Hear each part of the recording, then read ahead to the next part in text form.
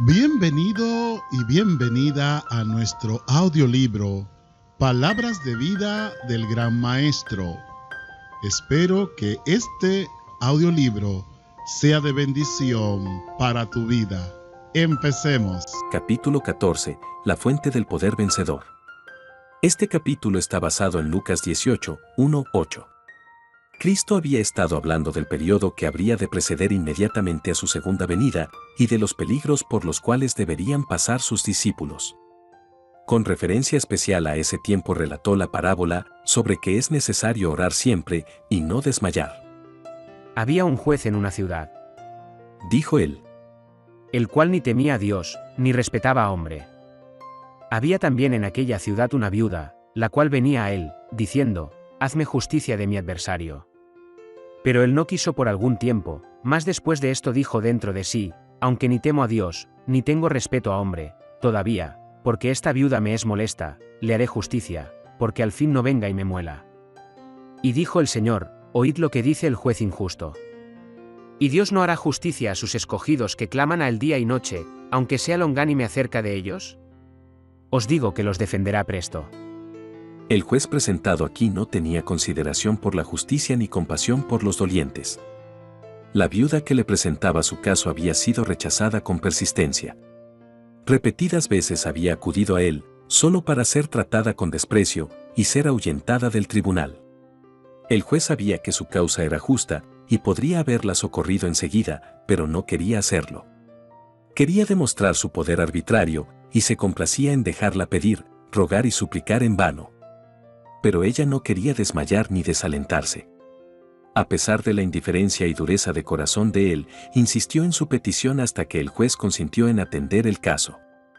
«Aunque ni temo a Dios, ni tengo respeto a hombre. Dijo.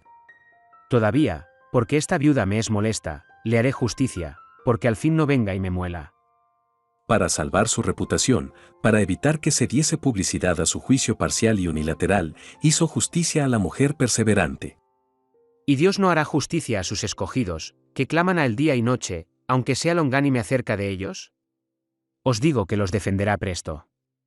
Cristo presenta aquí un agudo contraste entre el juez injusto y Dios. El juez cedió a la petición de la viuda simplemente por egoísmo, a fin de quedar aliviado de su importunidad. No sentía por ella ni piedad ni compasión, su miseria no le importaba nada. ¿Cuán diferente es la actitud de Dios hacia los que lo buscan? Las súplicas de los menesterosos y angustiados son consideradas por él con infinita compasión. La mujer que suplicó justicia al juez había perdido a su marido por la muerte. Pobre y sin amigos, no tenía medios de salvar su fortuna arruinada. Así, por el pecado, el hombre ha perdido su relación con Dios. Por sí mismo no puede salvarse, pero en Cristo somos acercados al Padre. Los elegidos de Dios son caros a su corazón. Son aquellos a quienes Él ha llamado de las tinieblas a su luz admirable, para manifestar su alabanza, a fin de que resplandezcan como luces en medio de las tinieblas del mundo. El juez injusto no tenía interés especial en la viuda que lo importunaba pidiéndole liberación, sin embargo, a fin de deshacerse de sus lastimeras súplicas, la oyó y la libró de su adversario. Pero Dios ama a sus hijos con amor infinito. Para él el objeto más caro que hay en la tierra es su iglesia. Porque la parte de Jehová es su pueblo, Jacob la cuerda de su heredad.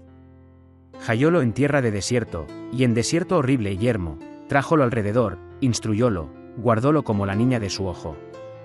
Porque así ha dicho Jehová de los ejércitos: después de la gloria me enviará él a las gentes que os despojaron, porque el que os toca, toca a la niña de su ojo. La oración de la viuda Hazme justicia de mi adversario. representa la oración de los hijos de Dios. Satanás es su gran adversario. Es el acusador de nuestros hermanos, el cual los acusa delante de Dios día y noche.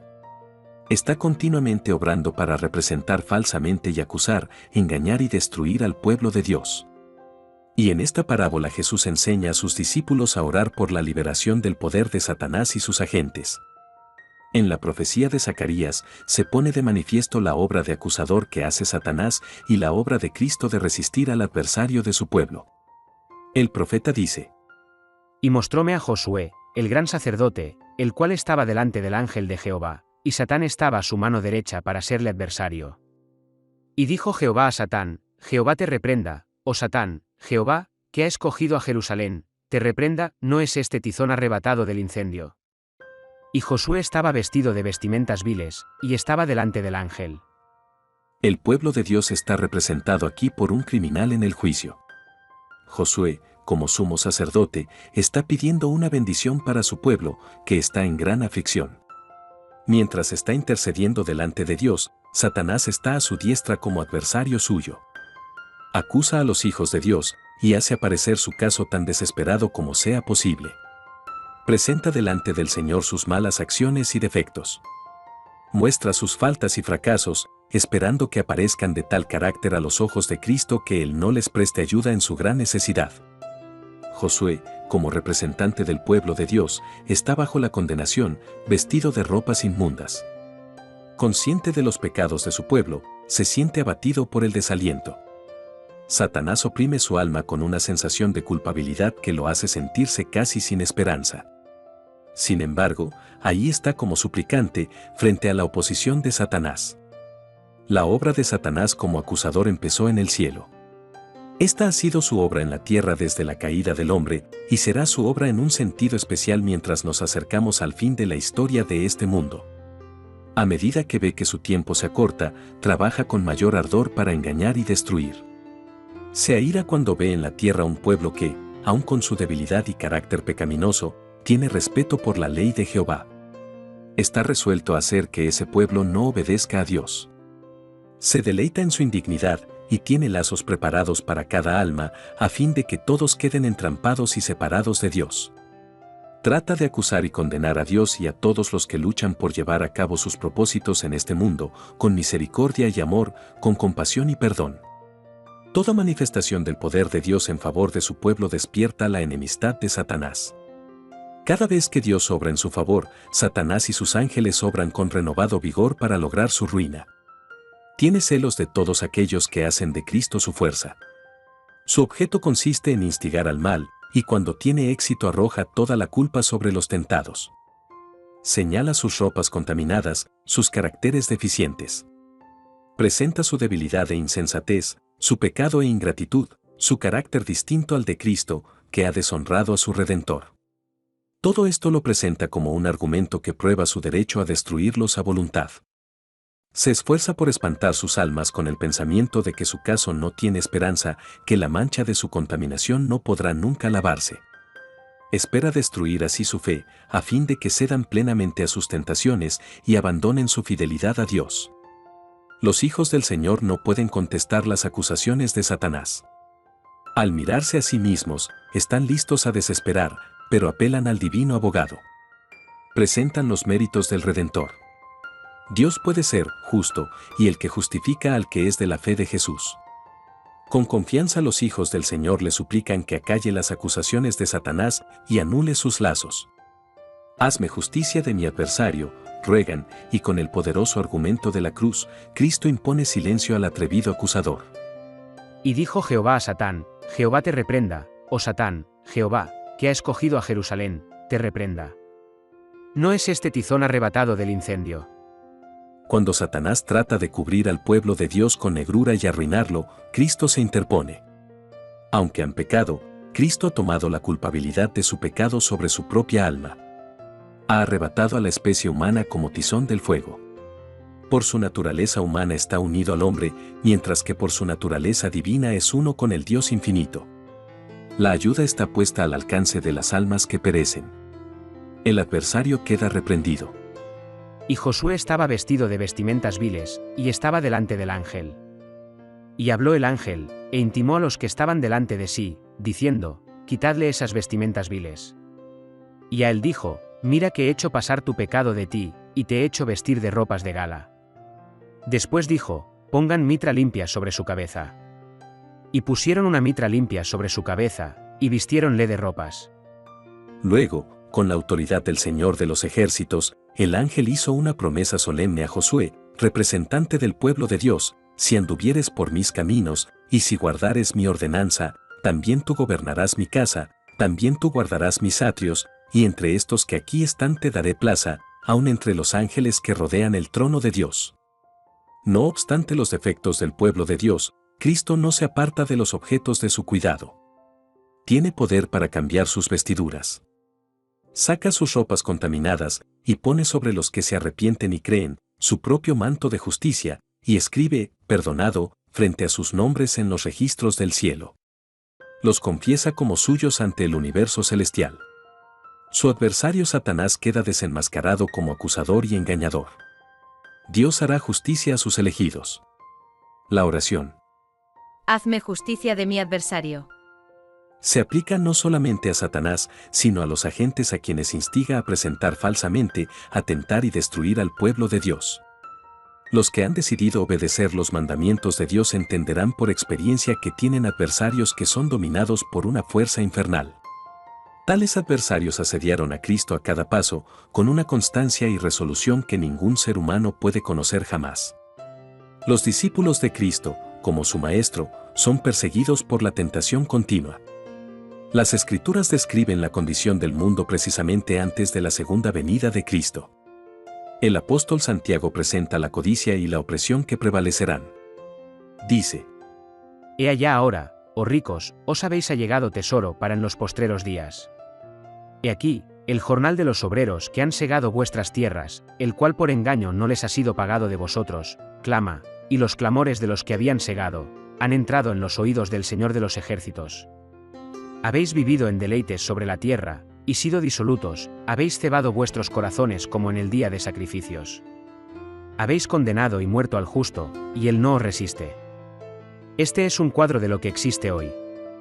Por toda suerte de opresión y extorsión, los hombres están amontonando fortunas colosales, mientras que los clamores de la humanidad que perece de hambre están ascendiendo a Dios. Y el derecho se retiró, y la justicia se puso lejos, porque la verdad tropezó en la plaza, y la equidad no pudo venir. Y la verdad fue detenida, y el que se apartó del mal, fue puesto en presa. Esto se cumplió en la vida terrenal de Cristo. Él era leal a los mandamientos de Dios, poniendo a un lado las tradiciones y requerimientos humanos que se habían ensalzado en su lugar. Por causa de esto fue aborrecido y perseguido. Esta historia se repite. Las leyes y tradiciones de los hombres son ensalzadas por encima de la ley de Dios, y los que son fieles a los mandamientos de Dios sufren oprobio y persecución. Cristo, por causa de su fidelidad a Dios, fue acusado como violador del sábado y blasfemo. Se declaró que él estaba poseído por un demonio, y se lo denunció como Bielzebub. De igual manera sus seguidores son acusados y calumniados. Así espera Satanás inducirlos a pecar y deshonrar a Dios. El carácter del juez de la parábola, que no temía ni a Dios ni al hombre, fue presentado por Cristo para demostrar la clase de juicio que se realizaba entonces y que pronto se iba a presenciar en su propio proceso. Deseaba que su pueblo de todos los tiempos comprendiese cuán poca confianza se puede tener en los gobernantes o jueces terrenales en el día de la adversidad. Con frecuencia los elegidos de Dios tienen que estar delante de los hombres que ocupan posiciones oficiales, pero que no hacen de la palabra de Dios su guía y consejero, sino que siguen sus propios impulsos sin disciplina ni consagración. En la parábola del juez injusto, Cristo demostró lo que debemos hacer. Y Dios no hará justicia a sus escogidos, que claman al día y noche. Cristo, nuestro ejemplo, no hizo nada para vindicarse o librarse a sí mismo. Confió su caso a Dios. Así los que le siguen no han de acusar o condenar, ni recurrir a la fuerza para librarse a sí mismos. Cuando sufrimos pruebas que parecen inexplicables, no debemos permitir que nuestra paz sea malograda. Por injustamente que seamos tratados, no permitamos que la pasión se despierte. Condescendiendo con un espíritu de venganza nos dañamos a nosotros mismos. Destruimos nuestra propia confianza en Dios y ofendemos al Espíritu Santo. Hay a nuestro lado un testigo, un mensajero celestial, que levantará por nosotros una barrera contra el enemigo. Él nos envolverá con los brillantes rayos del sol de justicia. A través de ellos Satanás no puede penetrar. No puede atravesar este escudo de luz divina. Mientras el mundo progresa en la impiedad, ninguno de nosotros necesita hacerse la ilusión de que no tendrá dificultades. Pero son esas mismas dificultades las que nos llevan a la cámara de audiencias del Altísimo. Podemos pedir consejo a aquel que es infinito en sabiduría. El Señor dice: Invócame en el día de la angustia. Él nos invita a presentarle lo que nos tiene perplejos y lo que hemos menester, y nuestra necesidad de la ayuda divina. Nos aconseja ser constantes en la oración. Tan pronto como las dificultades surgen, debemos dirigirle nuestras sinceras y fervientes peticiones. Nuestras oraciones importunas evidencian nuestra vigorosa confianza en Dios. El sentimiento de nuestra necesidad nos induce a orar con fervor, y nuestro Padre Celestial es movido por nuestras súplicas. A menudo, los que sufren el oprobio o la persecución por causa de su fe son tentados a pensar que Dios los ha olvidado. A la vista de los hombres, se hallan entre la minoría. Según todas las apariencias, sus enemigos triunfan sobre ellos. Pero no violen ellos su conciencia. Aquel que sufrió por ellos y llevó sus pesares y aflicciones, no los ha olvidado. Los hijos de Dios no son dejados solos e indefensos. La oración mueve el brazo de la omnipotencia. Por la oración, los hombres sojuzgaron reinos, obraron justicia, obtuvieron promesas, cerraron las bocas de los leones, apagaron la violencia del fuego, y llegamos a saber lo que esto significa cuando oímos acerca de los mártires que murieron por su fe, pusieron en fuga a ejércitos de gente extranjera. Si consagramos nuestra vida al servicio de Dios, nunca podremos ser colocados en una situación para la cual Dios no haya hecho provisión.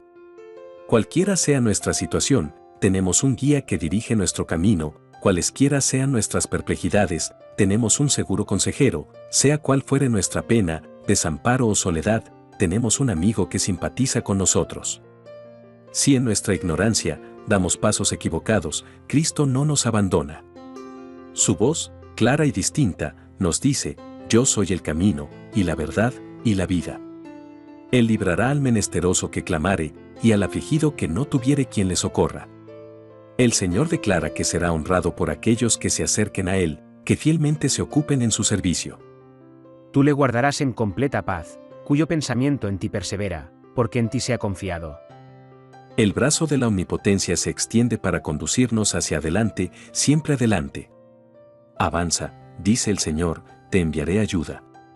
Porque pides por causa de la gloria de mi nombre, lo recibirás. Seré honrado ante la vista de los que esperan ver tu fracaso. Ellos verán cómo mi palabra triunfará gloriosamente. Y todo lo que pidiereis en oración, creyendo, lo recibiréis. Clamen a Dios todos los que son afligidos o tratados injustamente. Apartaos de aquellos cuyo corazón es como el acero, y haced vuestras peticiones a vuestro Hacedor. Nunca es rechazado nadie que acuda a Él con corazón contrito. Ninguna oración sincera se pierde. En medio de las antífonas del coro celestial, Dios oye los clamores del más débil de los seres humanos. Derramamos los deseos de nuestro corazón en nuestra cámara secreta, expresamos una oración mientras andamos por el camino, y nuestras palabras llegan al trono del monarca del universo. Pueden ser inaudibles para todo oído humano, pero no morirán en el silencio, ni serán olvidadas a causa de las actividades y ocupaciones que se efectúan. Nada puede ahogar el deseo del alma. Este se eleva por encima del ruido de la calle, por encima de la confusión de la multitud, y llega a las cortes del cielo. Es a Dios a quien hablamos, y nuestra oración es escuchada. Vosotros los que os sentís los más indignos, no temáis encomendar vuestro caso a Dios. Cuando se dio a sí mismo en Cristo por los pecados del mundo, tomó a su cargo el caso de cada alma. El que aun a su propio Hijo no perdonó, antes le entregó por todos nosotros, como no nos dará también con él todas las cosas, no cumplirá él la palabra de gracia dada para nuestro ánimo y fortaleza. El mayor deseo de Cristo es redimir su herencia del dominio de Satanás. Pero antes de que seamos librados del poder satánico exteriormente, debemos ser librados de su poder interiormente. El Señor permite las pruebas a fin de que seamos limpiados de la mundanalidad, el egoísmo y los rasgos de carácter duros y anticristianos. Él permite que las profundas aguas de la aflicción cubran nuestra alma para que lo conozcamos, y a Jesucristo a quien ha enviado, con el objeto de hacer brotar en nuestro corazón anhelos profundos de ser purificados de la contaminación, y que salgamos de la prueba más puros, más santos, más felices. A menudo entramos en el crisol de la prueba con nuestras almas oscurecidas por el egoísmo, pero si somos pacientes bajo la prueba decisiva, saldremos reflejando el carácter divino. Cuando su propósito en la aflicción se cumpla, exhibirá tu justicia como la luz y tus derechos como el mediodía. No hay peligro de que el Señor descuide las oraciones de sus hijos. El peligro es que, en la tentación y la prueba, se descorazonen y dejen de perseverar en oración. El Salvador manifestó compasión divina hacia la mujer sirofenisa. Su corazón fue conmovido al contemplar su aflicción. Anhelaba darle una seguridad inmediata de que su oración había sido escuchada, pero quería enseñar una lección a sus discípulos y por un momento pareció desatender el clamor de su corazón torturado. Cuando la fe de la mujer se hubo manifestado, le dirigió palabras de encomio y la envió con la preciosa bendición que había pedido.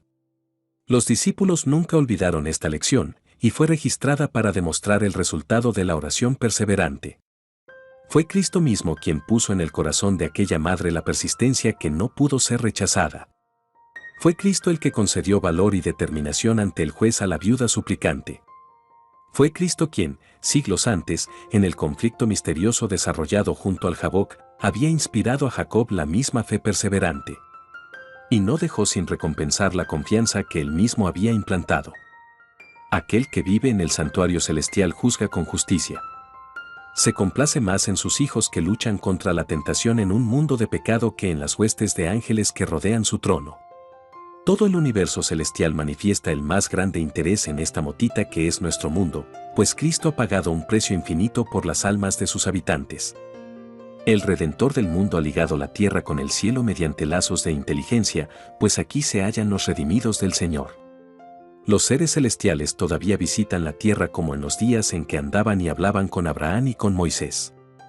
En medio de las actividades y el trajín de nuestras grandes ciudades, en medio de las multitudes que atestan la vía pública y los centros de comercio, donde desde la mañana hasta la noche la gente obra como si los negocios, los deportes y los placeres constituyeran todo lo que hay en la vida, en esos lugares en que hay tan pocos que contemplan las realidades invisibles, aún allí el cielo tiene todavía vigilantes y santos. Hay agentes invisibles que observan cada palabra y cada acto de los seres humanos. En toda asamblea reunida con propósitos de comercio o placer, en toda reunión de culto, hay más oyentes de los que pueden verse con los ojos mortales. A veces los seres celestiales descorren el velo que esconde el mundo invisible, a fin de que nuestros pensamientos se vuelvan de la prisa y la tensión de la vida, a considerar que hay testigos invisibles de todo lo que hacemos o decimos. Necesitamos entender mejor la misión de los ángeles visitadores. Sería bueno considerar que en todo nuestro trabajo tenemos la cooperación y el cuidado de los seres celestiales. Ejércitos invisibles de luz y poder atienden a los humildes y mansos que creen en las promesas de Dios y las reclaman. Querubines, serafines y ángeles, poderosos en fortaleza, millares de millares y millones de millones, se hallan a su diestra, todos espíritus ministradores, enviados para servicio a favor de los que han de heredar la salvación. Estos mensajeros angelicales llevan un fiel registro de las palabras y los hechos de los hijos de los hombres. Cada acto de crueldad o injusticia ejecutado contra los hijos de Dios, todo lo que ellos tienen que sufrir por causa del poder de los obradores de maldad, se registra en los cielos. Y Dios no hará justicia a sus escogidos, que claman a él día y noche, aunque sea longánime acerca de ellos. Os digo que los defenderá presto. No perdáis, pues, vuestra confianza, que tiene grande remuneración de galardón, porque la paciencia os es necesaria, para que, habiendo hecho la voluntad de Dios, obtengáis la promesa. Porque aún un poquito, y el que ha de venir vendrá, y no tardará. Mirad cómo el labrador espera el precioso fruto de la tierra, aguardando con paciencia, hasta que reciba la lluvia temprana y tardía. Tened también vosotros paciencia, confirmad vuestros corazones, porque la venida del Señor se acerca. La longanimidad de Dios es maravillosa. La justicia espera largo tiempo mientras la misericordia suplica al pecador. Pero justicia y juicio son el asiento de su trono. Jehová es tardo para la ira, pero es grande en poder, y no tendrá al culpado por inocente. Jehová marcha entre tempestad y turbión, y las nubes son el polvo de sus pies. El mundo ha llegado a ser temerario en la transgresión de la ley de Dios. A causa de la larga clemencia divina, los hombres han pisoteado su autoridad. Se han fortalecido mutuamente en la opresión y la crueldad que ejercen contra su herencia, diciendo, como sabe Dios, y hay conocimiento en lo alto. Pero existe una línea que no pueden traspasar. Se acerca el tiempo en que llegarán al límite prescrito. Aún ahora casi han pasado los límites de la paciencia de Dios, los límites de su gracia y misericordia. El Señor se interpondrá para defender su propio honor, para librar a su pueblo y para reprimir los desmanes de la injusticia. En los días de Noé, los hombres habían descuidado la ley de Dios hasta que casi todo recuerdo del Creador había desaparecido de la tierra. Su iniquidad alcanzó tal grado que el Señor trajo un diluvio sobre la tierra que arrasó a todos sus impíos habitantes. En diversas edades el Señor ha hecho conocer la forma en que obra. Cuando ha llegado una crisis, Él se ha manifestado y se ha interpuesto para estorbar la ejecución de los planes de Satanás. En el caso de naciones, familias e individuos, permitió a menudo que las cosas llegaran a una crisis y entonces su intervención se efectuó en forma notable. En esas ocasiones Él ha manifestado que hay un Dios en Israel que hará que su ley permanezca incólume y defenderá a su pueblo. En este tiempo en que prevalece la iniquidad, podemos saber que la última crisis está por llegar.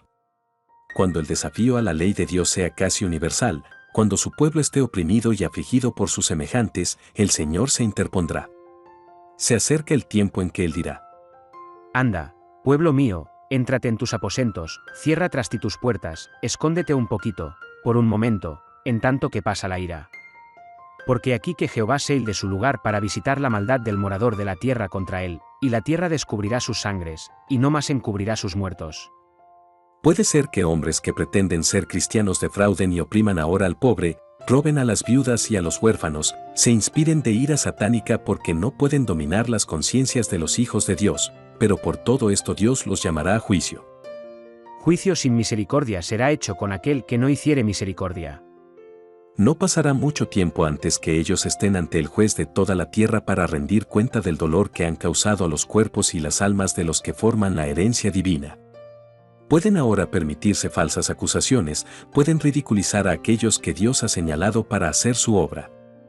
Pueden enviar a los creyentes en Dios a la cárcel, a los trabajos forzados, al destierro, a la muerte, pero por toda angustia infligida, por toda lágrima vertida, tendrán que dar cuenta. Dios les pagará doblemente por sus pecados.